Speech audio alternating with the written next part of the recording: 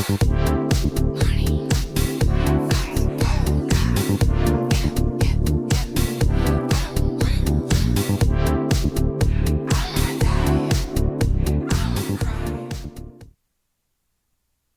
going on, everybody? Welcome back to another episode of the Creatives Podcast. I am one of your two co-hosts, Tevin Brown. And I am the second co-host, Simone Campbell.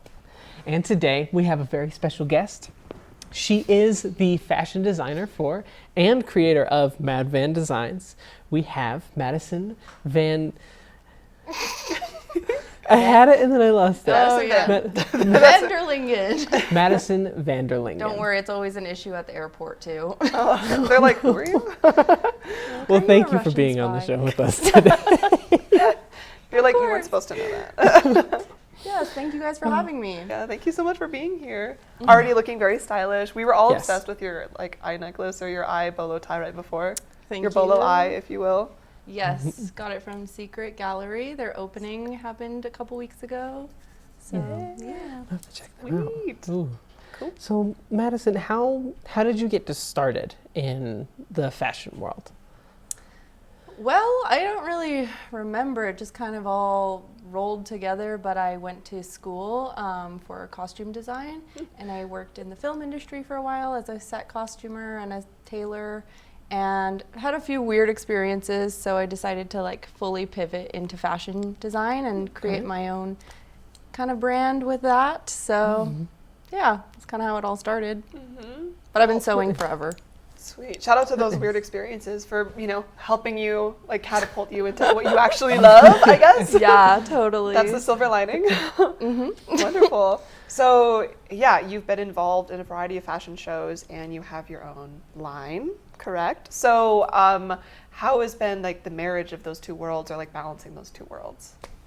Oh, it's been very interesting. I felt like before coordinating, like, fashion shows and events, I wasn't very put together or responsible or like organized, but it has definitely like forced me into those, kind of buckets and like putting on these different hats that I never wore before. But like when people like rely on me to do things, I just like have to pivot and make it happen. So I think it's definitely changed me into like a better person, a more organized person. Must be nice. I don't know. Yeah. Sometimes it's really stressful though. Oh, I bet. Absolutely. As the creative life tends to be a little bit chaotic, right? Well, yeah, and it's really difficult to make creative people like structured. Yeah. Yep. Herding a bag of cats or just a group of cats. That's with two metaphors mixed together. Cats, yeah. Trying to bag some cats. Yeah. Oh, yes. Yeah, exactly. Oh, so real though. No, absolutely. And I guess kind of diving more into just kind of like all of your experience and different things, I had heard that you had traveled a lot for different pieces. Have there been any favorite spots that you've gone to so far? Well, my second home is in Denver. I do Denver Fashion Week quite often. Nice. And I have like more of a following in Denver than I do in Albuquerque, I think. But that's just because the fashion scene there is a little bit more developed. There's a little bit more money behind it currently, but we're working on building this scene. And definitely I went with BBLex to Dallas to do a show there. That was really fun. Sweet. I used to work with this magazine, NUE magazine. We did some shows in Chicago. And then in the fall, I am, for the first time, doing Paris Fashion Week. And Nice. I'm going to vomit. I know, with thrill and fear. With thrill and fear. Congratulations, that's awesome. Thank you so much. Totally. Yeah. So, I guess like in that same vein, how has your experience like sewing and, creating your fashion line and just, I don't know, experiencing the world of fashion, how does that help you express your creative energy? What does it mean to you? I was actually thinking about this similar kind of question the other day, and it's like the only realm of creativity that like fulfills everything about what I love to do, because it's not just sewing or like draping and pattern making and like actually creating clothing. It's also about finding the music that like goes with this collection and like building a world, and then also I don't know, just like making the content and the videos that go with it, like fashion films, and it just like all comes together in a collective way that just fulfills me in every, I don't know, way possible, I guess. Yeah. Oh, that's wonderful. A wonderful marriage of so many different passions. Yeah, I don't think I could really find that anywhere else. At least yet. How special that you found it too. That's wonderful. Sometimes it takes people a lifetime to find what they're passionate about. Definitely. You know. Absolutely. And I guess diving even more into kind of your designs and different things, do you have a set style that you like to incorporate into all of your pieces, or do you like to free flow, or what is your design style? That is a hard one for me to pinpoint. I definitely do have a style. You guys talked to a model a while back and she said that it was just crazy, and I think that's what it is. It is like unhinged and silly and political and whimsical, but people definitely tell me like, oh yeah, that's definitely a MADVAN piece. I can't tell you what exactly the style is. It's just me and my soul shining through it. That's so cool. Your whimsical soul. My whimsical soul. That's awesome. Yeah, but I don't know if I really have a set style. Which is great. I mean, not having a set style is having a set style, right? You know, it's like expecting the unexpected. And that's the thing, like someone told me that I have like a very clown core aesthetic, and now, well, that was like a couple seasons ago when I did a maximalist kind of collection, and now I'm just like, I have to go far away from that because I don't want to be like known as the clown core person. Fair. Because I can't take that seriously. So yeah, it just changes. Absolutely. And constantly adapting, you know, that's part of the creative field. Period. Yeah. That's so interesting. And you mentioned that it can be a little bit political sometimes. So how do you use fashion, either your own fashion or fashion in pieces and lines or whatever, to communicate messages, especially in the current environment, or about things that you're passionate about? I think it's any form of art. Like if you can use that platform to get political, do it. And I go bold with the statements. I put it straight on someone's chest. And it's just like, if you're gonna see it, I don't want people to like run away from it. I want them to notice it and just like take it in, because that's all I can do. I'm not a politician. I'm not gonna create laws. I'm not gonna do anything like that. So I could just sow some. You know, I don't know what I can say on this podcast. You can say a lot. Really? I think so. Go for it. Okay, well, yeah, I recently did like an Antifa fashion show in Denver, which was really funny. So it was like a lot of like, you know, anti-fascist, anti-Trump. And I had a dress that said people over profit. I've had dresses that say cancel student debt. I've had a saggy boob scarf. That's awesome. I don't know what politics that is, but you know, body positivity. Yeah, it's cool. That's what it is. So yeah, it was just like, and then people like it, people hate it, whatever. I like it. But is that what I was just talking to my friend about this, that's the purpose of art, to afflict the comfortable and comfort the afflicted, right? Yes, so, I love that. Yep. Yeah, which I think is so fitting, and especially when you're sending a political message. You know, it's either creating a little bit of an upset or creating a sense of community. And like feeling valid in your existence.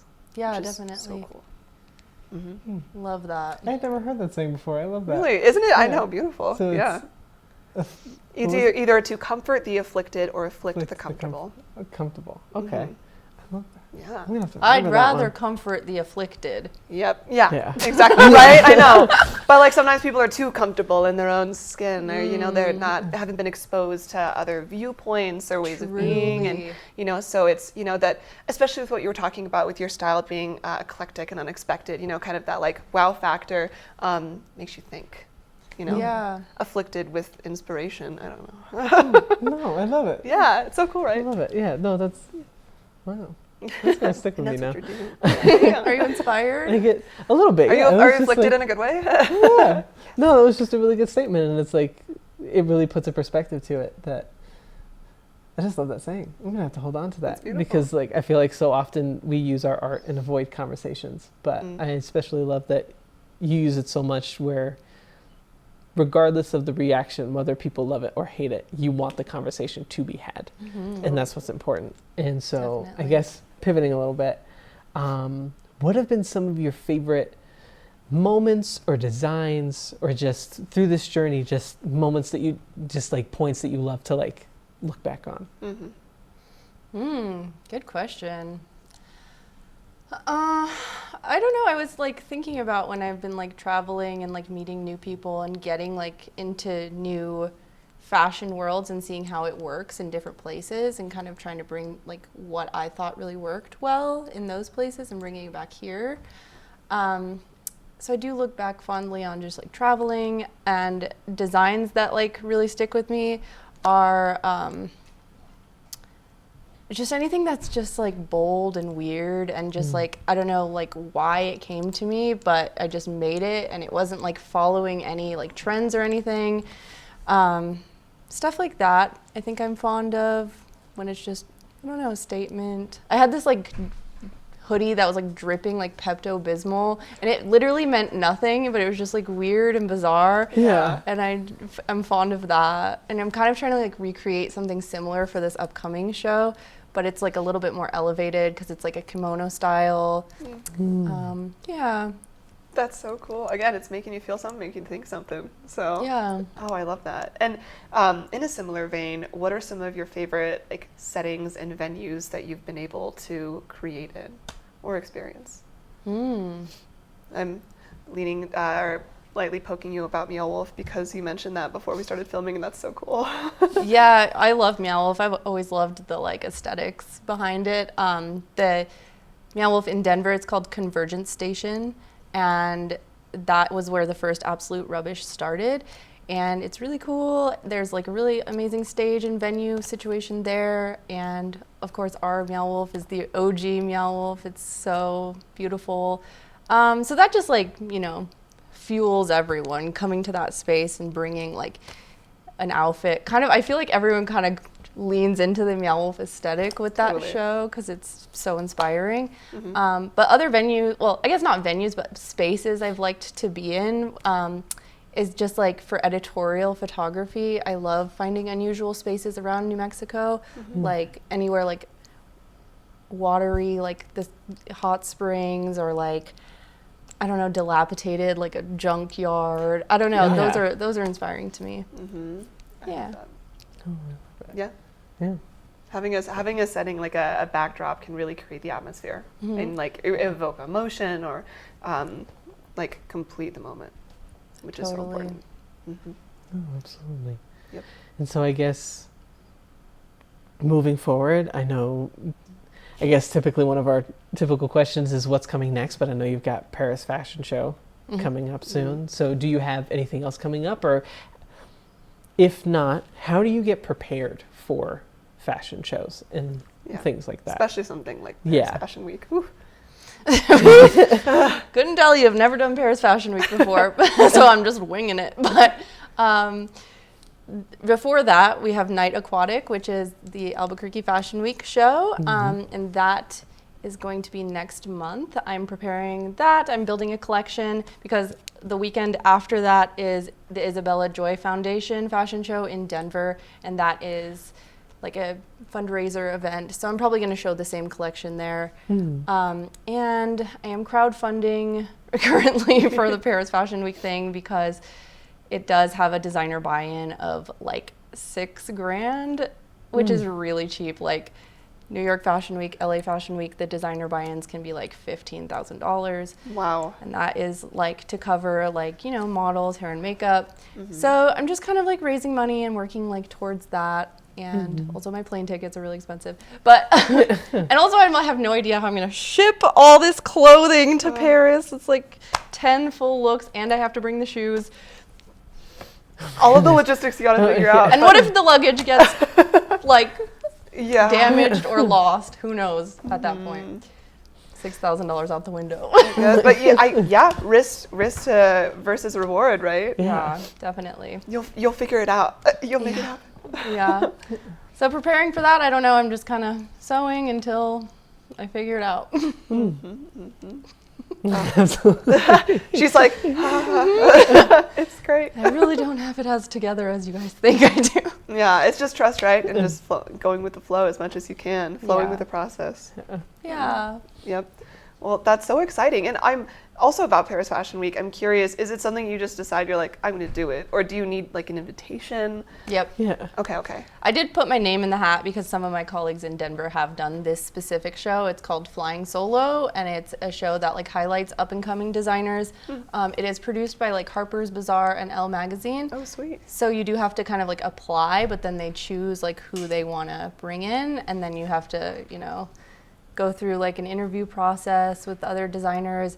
And when I was in that Zoom call, it was extremely nerve-wracking. And it was a group Zoom call, and it was all these like older women. I was the youngest one in the group chat, and I'm like, what the hell am I doing? I don't belong here. Like, I just work here. Yeah, but hopefully it'll be funny and a good reason to go to Paris. Yeah, seriously. Yeah. Living the dream.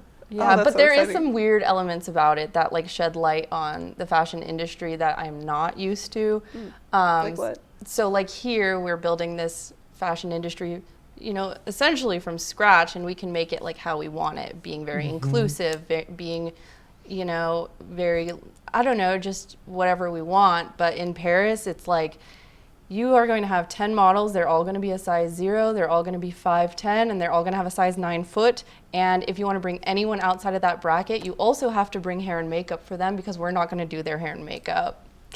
And I was like sitting and hearing this, and I'm like, this is insane that these are still the things that are happening. Standards. Yeah. Wow. Because that's like insane. Yeah, and so not what we do here. So No, that's like disgusting. And so I'm like, if that's not really like what I want to do with my career, I'm literally just utilizing this as like a resume thing, because that's not my brand. Also, I can't choose the hair and makeup. I can't choose the music, so I have to really lean into like construction and design and not all the other fun elements. Yeah. Oh, which is frustrating, but still, like you said, an opportunity jumping off point, and a pretty cool experience in the process.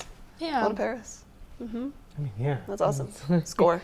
And you never know like what can come from it all, and it's just, what was the saying that kind of a friend of mine always gave me, where it was just kind of enjoying the journey and enjoying the journey and not worrying about the destination. But Yeah.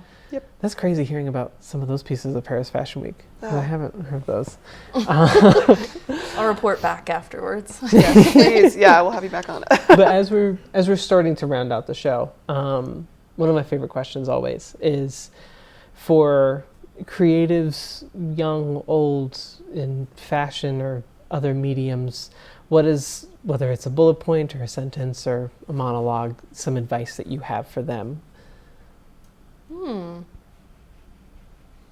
don't know if I have great advice. You've But- heard stuff. But I would say that like you're nothing without like a community, because that's how I've been able to do anything, is just meeting people and helping each other. Especially in Albuquerque, we're so small and tight knit, and we can make waves by just like supporting each other locally. So yeah, definitely community, and just don't even pay attention to what other people are doing, and just make what just comes from your heart. Because if you're copying other people and like just trying to do something else, then it's not going to be sincere and authentic. And I think when I try to do stuff like that, that's the work that I don't care for, that I've produced. Yep. So be So authentic. I like it. Be you. That's so Wonderful. Well, where can people find you? Find your work and, I don't know, watch your journey. Yes. Well, on Instagram or anywhere, you could just look up MADVAN Design. And if you want to get involved with Albuquerque Fashion Week, we are looking for volunteers. We're looking for hair and makeup. We are fully casted on our models for this season, but and also on photographers. We're tapped out on media badges. But albuquerquefashionweek.com. And yep, the show is July 26th at Oasis Event Center. And that's it. Cool. Sounds good. Yeah. Madison, thank you so guys. much for being on the show with us. Yes, Thank you. thank you. It was so cool talking to you.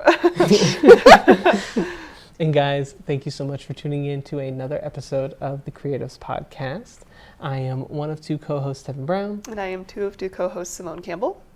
And I would like to thank Studio 519 for letting us film here all the time and dealing with us. I would like to thank our amazing sponsors and amazing producers. I would like to thank RM Entertainment for letting us stream there now. You can catch us on RME Free TV. I'd also like to thank Tharsis Media for letting us stream on there now as well. You can catch us on RME Free TV, Channel 96, Channel 27, and our OGs, Day Ones, YouTube. Please be sure to like, comment, and subscribe. Thank you guys so much for tuning in every week, and please have a great and safe night. Thank you guys.